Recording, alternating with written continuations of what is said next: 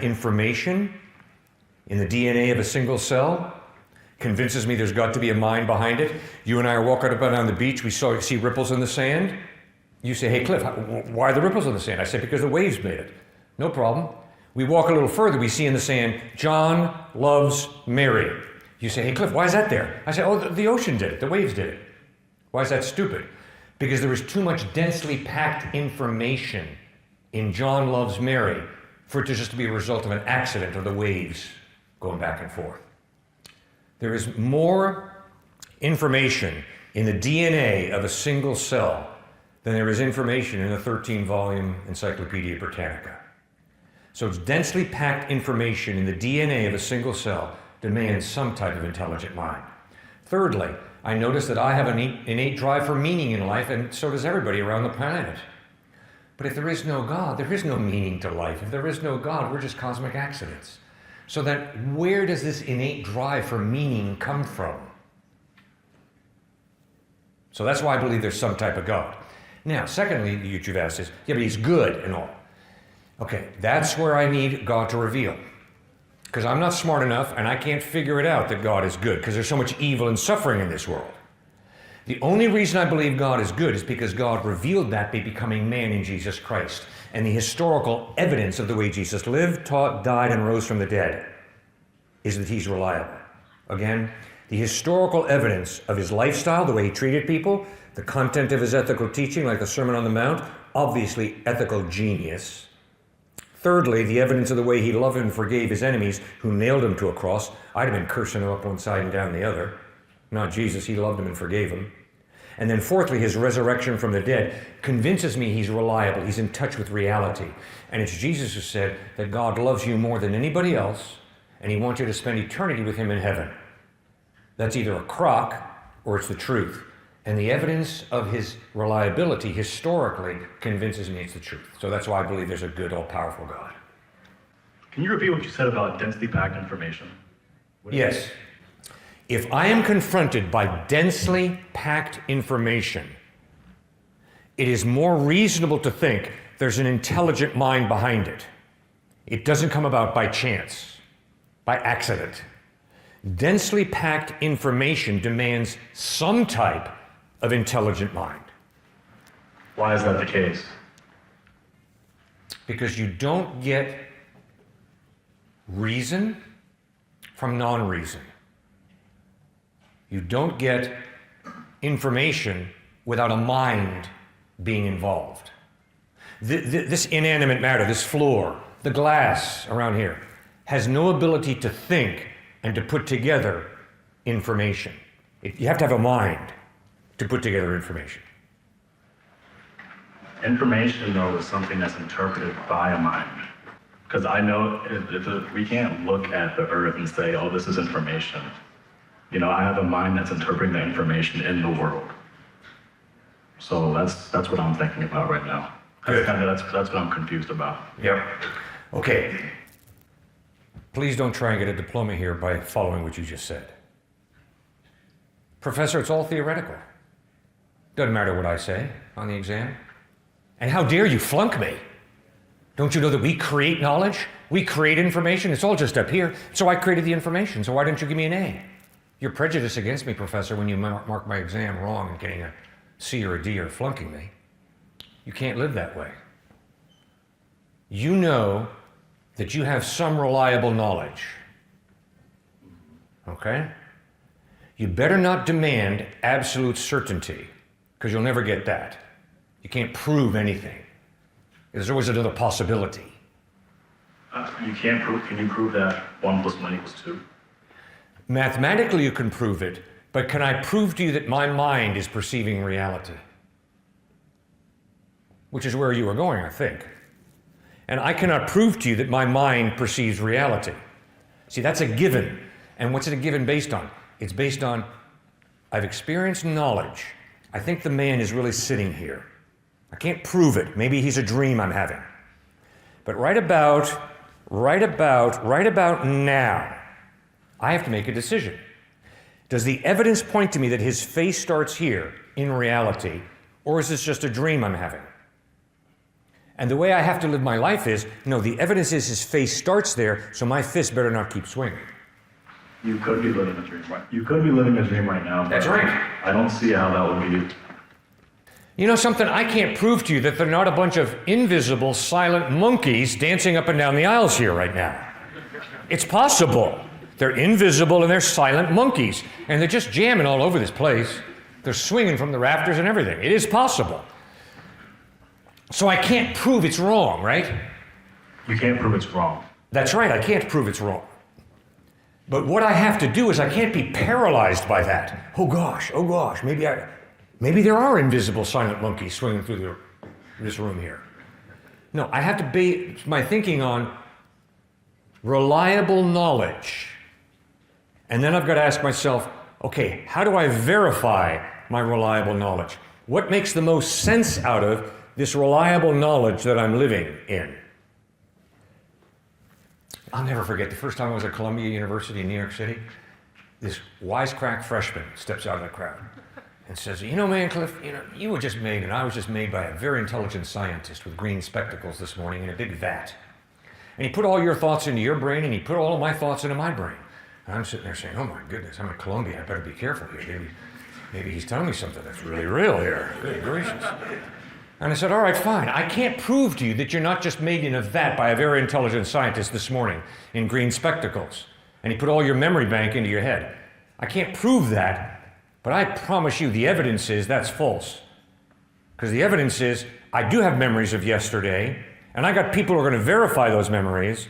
So I'm going to go with that evidence, not with this incredibly theoretical thinking that because you can't prove it, Cliff, therefore it might have happened.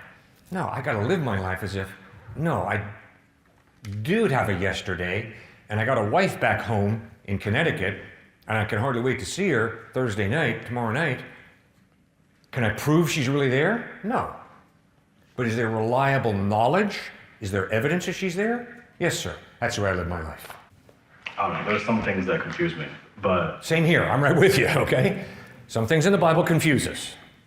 Okay. Mm-hmm. I like your thoughtfulness. Thank you for your thoughtfulness. Honestly, I don't really know what else to really say. I mean, I have more questions, but they're not really on the top of my head. It's okay. Yeah, but... It's an honor to meet you. Thank you for taking the time.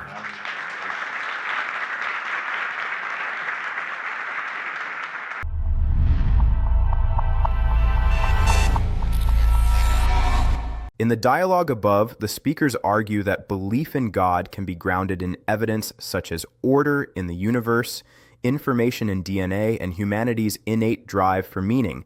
And I find this argument worthy of serious philosophical consideration because it is not merely based on religious sentiment, but on foundational questions about the origin of information, consciousness, and reality. One of the most compelling elements in this section is the appeal to intelligibility. Human beings do not merely exist within the universe, they interpret it. The world appears structured in a way that invites understanding. Patterns in mathematics, laws of physics, and the intricate organization of biological systems suggest that reality is not chaotic but intelligible. This intelligibility raises a philosophical question.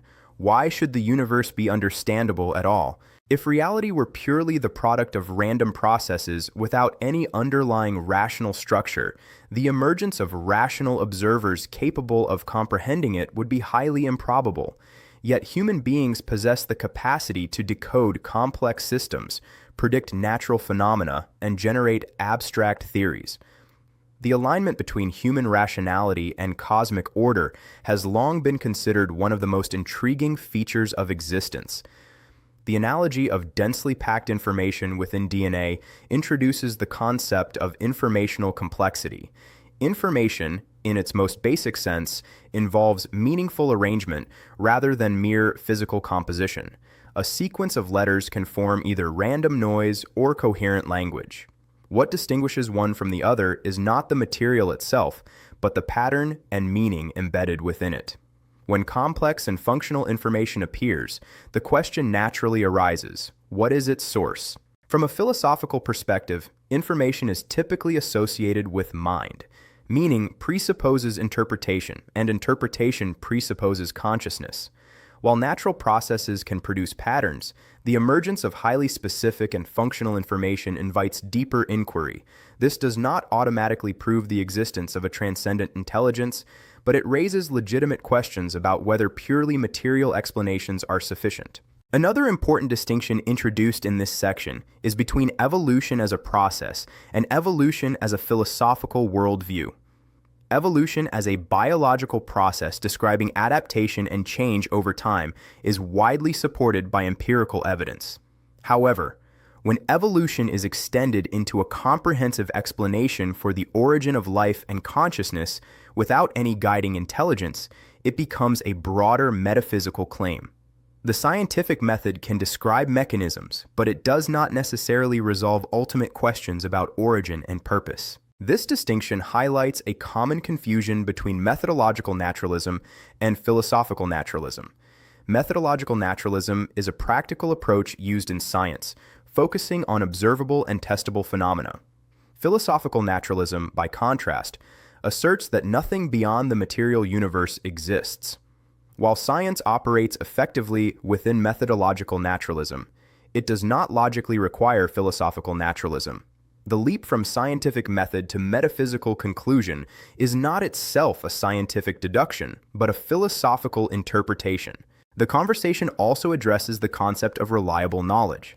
Absolute certainty in the strictest sense is rarely attainable. Human perception, memory, and reasoning all involve degrees of uncertainty. Yet despite this uncertainty, individuals function daily on the basis of reasonable confidence. The inability to achieve absolute proof does not eliminate the possibility of justified belief. Instead, individuals rely on evidence, coherence, and practical necessity to guide their decisions. Radical skepticism, the idea that nothing can be known with confidence, can become intellectually paralyzing if taken seriously. If one cannot trust perception, memory, or reasoning, then all knowledge claims collapse. Yet in practice, even skeptics rely on assumptions about reality to function. This suggests that some level of trust in the reliability of experience is unavoidable. The question then becomes not whether certainty is possible, but which worldview provides the most coherent framework for interpreting experience. The appeal to meaning as evidence for transcendence introduces an existential dimension to the argument. Human beings consistently seek purpose and significance beyond mere survival. This drive for meaning appears across cultures and historical periods. If the universe is entirely indifferent, the origin of this persistent longing becomes difficult to explain. Why would creatures produced by indifferent processes develop a deep desire for purpose that cannot be satisfied by survival alone? One possible explanation is that the search for meaning is an adaptive psychological trait. However, even if it serves an adaptive function, its existential implications remain. The fact that humans experience meaning as something to be discovered rather than invented suggests that they perceive themselves as participants in a larger narrative. Whether this perception corresponds to objective reality is a matter of philosophical interpretation, but its universality demands explanation. Ultimately, this section invites reflection on the nature of evidence itself. Evidence is not limited to laboratory measurements. Historical testimony, experiential coherence, moral intuition, and existential resonance all contribute to how individuals form beliefs. Different worldviews weigh these forms of evidence differently, leading to divergent conclusions. The challenge lies in evaluating which framework best accounts for the full range of human experience without reducing it to a single dimension. As the discussion reaches its intellectual peak, the focus shifts from abstract arguments to the practical question of how human beings ought to live in light of uncertainty. The recognition that absolute proof is unattainable in most areas of life forces individuals to rely on probability, coherence, and lived experience rather than on mathematical certainty. This realization applies not only to religious belief, but to every domain of human knowledge, including science, ethics, and interpersonal relationships. The analogy involving perception and knowledge underscores a crucial philosophical principle: the necessity of reasonable trust. While it is theoretically possible to doubt everything, including the existence of the external world, such radical skepticism cannot be consistently lived out. Every action presupposes some level of confidence in the reliability of perception and memory. When individuals make decisions, they do so based on the best available evidence rather than on absolute certainty. This epistemological humility opens the door to a more nuanced understanding of belief. Belief does not require infallibility, it requires sufficient justification. In science, hypotheses are accepted provisionally based on explanatory power and predictive success. In everyday life, individuals trust relationships, institutions, and memories despite the possibility of error. Similarly, metaphysical beliefs are often formed through cumulative evidence rather than through a single decisive proof. The argument concerning information and mind points toward a broader question about the nature of reality.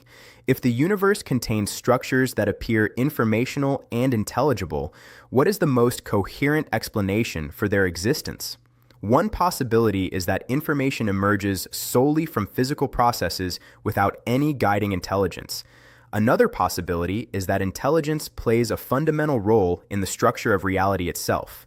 Evaluating these alternatives requires not only empirical observation but also philosophical reflection on what constitutes a satisfactory explanation. Equally significant is the appeal to the historical figure of Jesus as a means of grounding belief in divine goodness.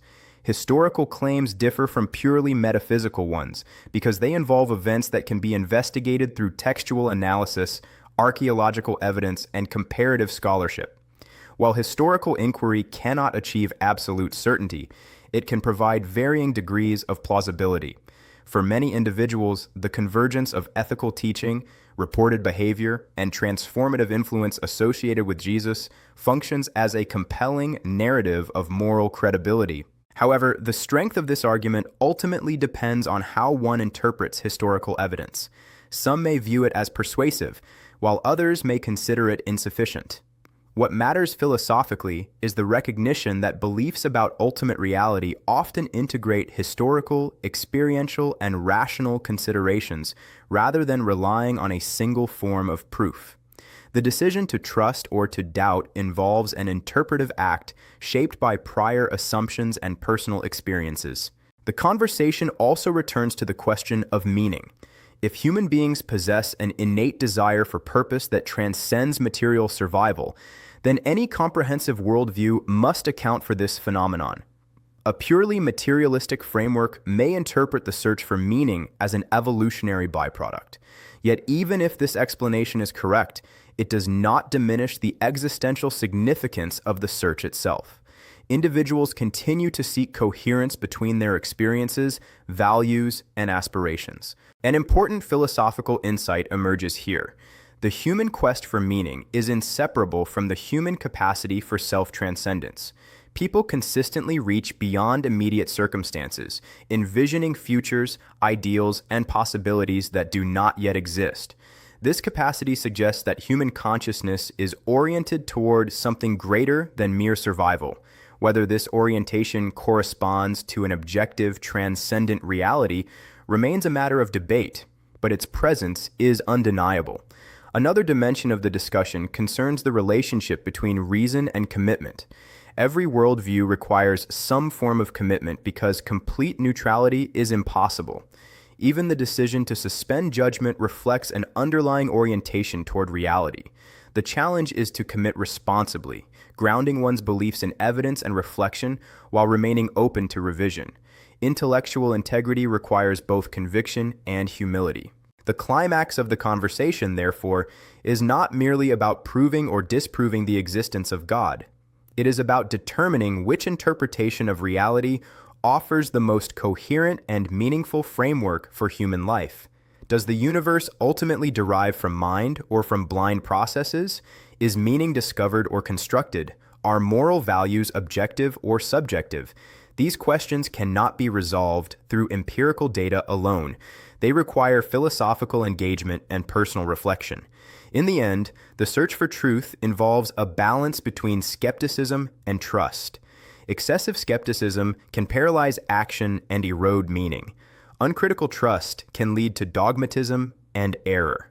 A mature approach acknowledges uncertainty while pursuing understanding with intellectual honesty. It recognizes that belief formation is an ongoing process shaped by evidence, experience, and reflection. The conversation invites listeners to consider not only what they believe, but why they believe it. It challenges them to examine the assumptions underlying their worldview and to evaluate whether those assumptions provide a stable foundation for meaning, morality, and hope. Regardless of one's final conclusions, the willingness to engage these questions seriously reflects a commitment to intellectual and existential authenticity.